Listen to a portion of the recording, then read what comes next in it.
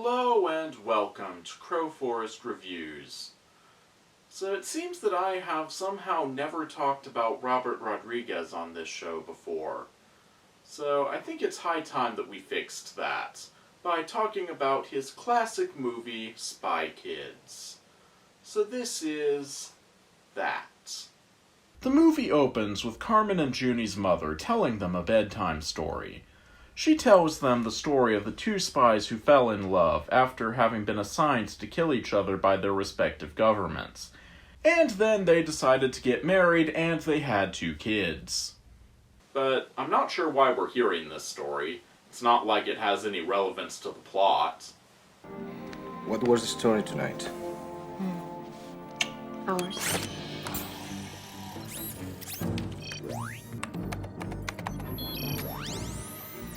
Holy shiitake mushrooms! The kids' parents were the spies in the story? I did not see that coming. So anyway, the next morning, Carmen and Junie are doing their morning spy drill. Which really should have been their first clue that their parents were spies, but oh well. Then, on the way to school, Junie watches this weird-ass kids show that I'm sure will not be important to the plot at all later. Oh, and his father almost runs over a kid. So, that's fun. So then, after a pointless fantasy sequence that I'm going to play on a loop for no reason, we cut over to this weird-looking castle on a secluded island, where that weird-ass kids show from before is being filmed. What the devil are those things? Just what the devil are these, fingerprints? Yeah, that's what I want to know. They're called thumb-thumbs. Anyway, apparently those things are robots. As are these kids who beat up this guy as a part of some kind of a demonstration. But unfortunately, they can't talk, so they won't be able to take over the world quite yet. Also, in unrelated news, several of the agency's top spies have gone missing. But I'm sure that has nothing whatsoever to do with the kids' show. So anyway, the kid's fake uncle, totally not fake uncle, comes over to babysit the kids while their parents go on a mission to locate the missing agents. And they're immediately captured. And so the kid's uncle has to get them to the safe house. I'm not your uncle. Wait, their uncle isn't really their uncle? I did not see that coming. So anyway, fake uncle gets caught up with the goons that have been sent to kill them, so the kids end up having to launch the escape pod without him. But not before he manages to deliver a rather cryptic clue about something called the third brain. Find the OSS! Tell them the third brain lives! All of which causes Carmen to suspect that they might be late for school. Wow. We are definitely gonna be late for school. Well, yeah, technically, but I think you have bigger problems right now. So anyway, we cut back to the captured parents, who learn that the nightmare creatures from the kids' show are actually the missing agents, who are being held prisoner after being transformed into their current forms. Well, that's horrifying. So cut back to the kids, who have managed to find their way to the safe house. And they even figure out how to use the food replicator, which creates food in McDonald's wrappers. How convenient. Back with the parents, they manage to escape captivity, only to get trapped in the holodeck. So cut back to the safe house, which turns out not to be so safe, considering that the murder goons just have a key to the place. Who thought that was a good idea? So anyway, Carmen lets it slip about the third brain, just as the third brain conveniently appears. And then the murder goons do what they do best. Murder. Actually, on second thought, they're really not all that good at murder. Though, it might still be what they're best at. So the kids escape from the murder goons via green screen effects, and then Junie falls to his death. But he's fine. Oh no, I'm falling to my death! The only thing that could possibly save me now is reversing the footage! The kids escape into a clothes store and come out again wearing different outfits, which naturally fools the murder squad, considering that they're being chased by brainless automatons. And also thumb androids.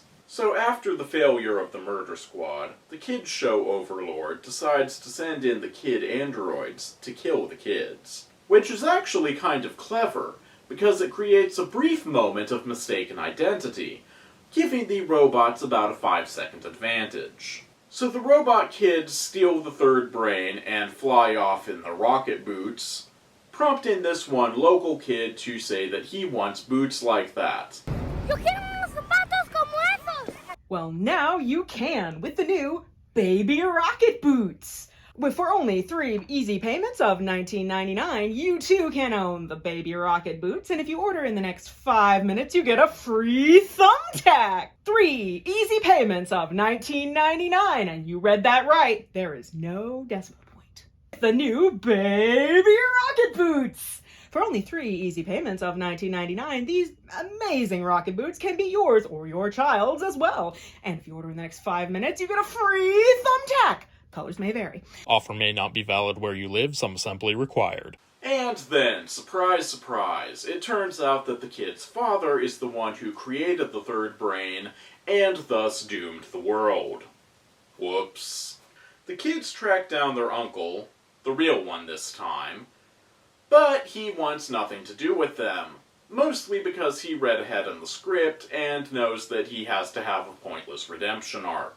So we get the big dramatic reveal of the real villain when the crazy kids show guy's assistant takes off his glasses and reveals that his true identity is... Holy shit, is that Monk? Anyway, it turns out that Evil Monk is the real villain of the movie, and so he has his minions drag off crazy kids show guy and lock him up. Then, back with the kids, they manage to sneak out of their uncle's house in the middle of the night, and they fly off to the castle from before to rescue their parents. They sneak in underwater through a conveniently placed door after crashing their plane into the side of the island. They sneak into the castle, but they're forced to hide by rappelling from the ceiling when a group of thumb robots come through with the mutant kid show horrors. But they get seen, and in running away, they get separated. Junie ends up in the holodeck where Crazy Kid Show Guy has been imprisoned, and Carmen ends up in the Thumb Thumb assembly room. Oh, and the kid's father has been turned into a nightmare creature.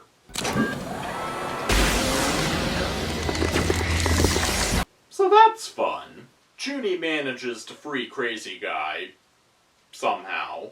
It's a little unclear. And then he tackles Carmen to avenge Carmen. To quote another Avenger, not a great plan. The kids rescue their mother and see that their father has been mutated, but Crazy Guy says that he can reverse the process, because he seems like a reliable source of information. But apparently he was actually right somehow, because in the next scene the kid's father is back to normal. And so they decide to mutate Evil Monk, as you do. So the kids figure out how to make the robot kids good through use of technobabble, and then we see Evil Monk's new form. Well, that's horrifying! So the kids manage to get in one more fight with their robotic doppelgangers before the multimodal reflection sorting takes effect. And they manage to defeat them with gumballs and silly string. Mom! Dad! Junie! Carmen, Junie, close your eyes. We don't want you to see this, okay? Well, that's one way to save money on a fight scene. Ha! Magnetism is no match for rodent powers! Why couldn't you use the robotic death squirrels like the last guy? Ew, no. Who does that?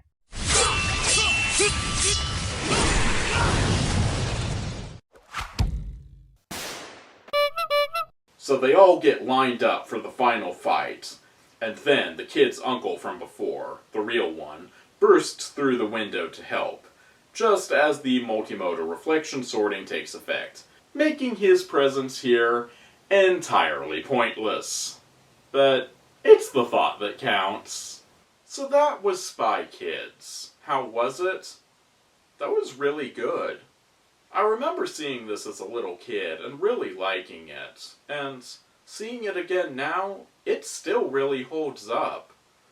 The special effects may not be the best that have ever been created, but for the budget they're perfectly serviceable. And even some of the cheesier effects really just add to the overall tone of the movie. So, if you haven't seen this one before, or if it's been a while, you should definitely check it out. And now, in lieu of my usual kid-friendly clip of the day, I'm going to leave you with another updated rough cut of the preview for my next movie. Robert Rodriguez made his first movie, El Mariachi, for a budget of just $7,000. And now, I'm trying to make my first movie, In the Attic, for just $7,000 as well. I don't know if I'm going to succeed in that. I'm already over $3,000 in the hole, and I haven't started principal photography yet, but I'm going to try. And so, this is a rough cut of the preview for my next movie.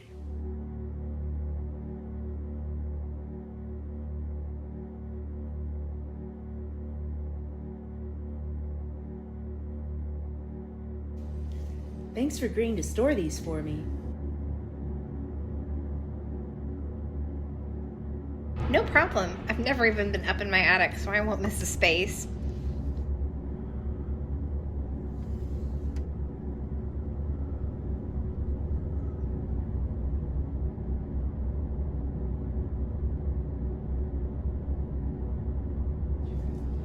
What the hell?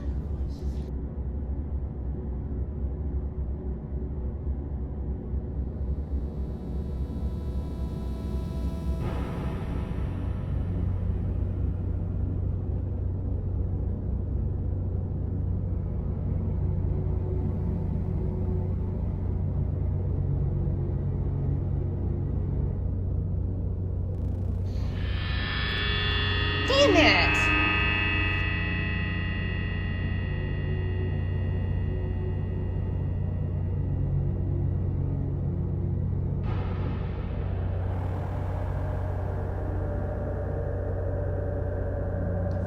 Ever since I found the model of my house up in the attic, things have just been weird. Creepy.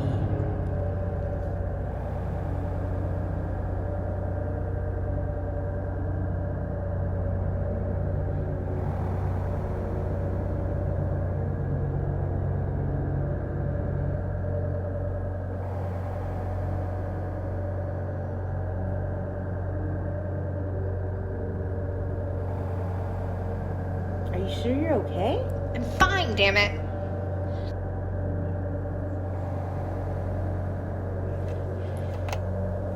What are you doing? I said I'm fine, damn it.